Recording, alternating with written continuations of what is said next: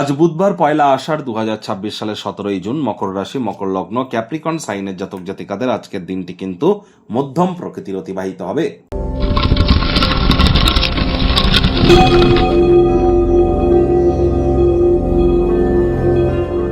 ভিডিওটির শুরুতেই স্ক্রিনে আপনারা দেখতে পাচ্ছেন বুধ গ্রহের বীজ মন্ত্র ওম ব্রাং ব্রিং ব্রং স বুধায় নমঃ। সকাল দুপুর সন্ধ্যা 3 বেলাই এই বুধের এই বীজ মন্ত্র আপনারা পারলে 108 বার করে জপ করুন। অত্যন্ত লাভান্বিত এবং উপকৃত হবেন। বুধ গ্রহদের যুবরাজ, বিদ্যা, বুদ্ধি, ব্যবসা, মানুষকে বোঝানোর ক্ষমতা, আমাদের কমিউনিকেশন স্কিল, এবং যারা ট্রেডিং এর কাজ করেন, সে share market, crypto market, commodity market, currency market, metal market, it doesn't matter.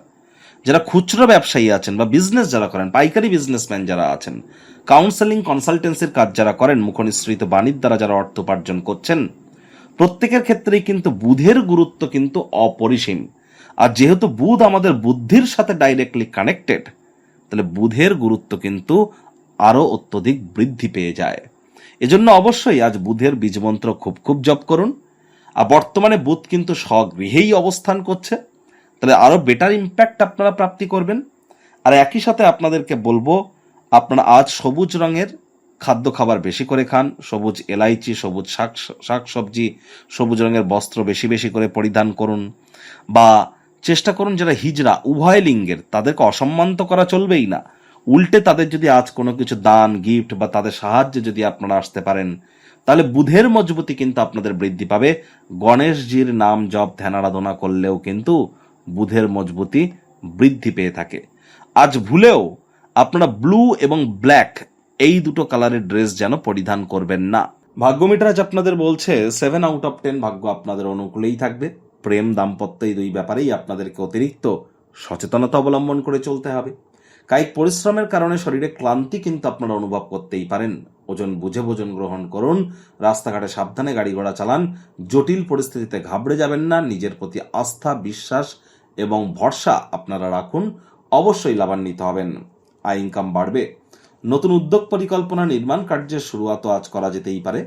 চাকরিজীবীদের অফিসের পরিবেশ এক প্রকার বেশ। বস কলিগদের সাথে ভাব ভালোবাসা বাড়বে। কর্মে গতি অনুভব করবেন। নিজের মেধা, নিজের দক্ষতা, নিজের ট্যালেন্টের দৌলতে প্রশংসার পাত্রপাত্রীও আপনারা কিন্তু হতেই পারেন।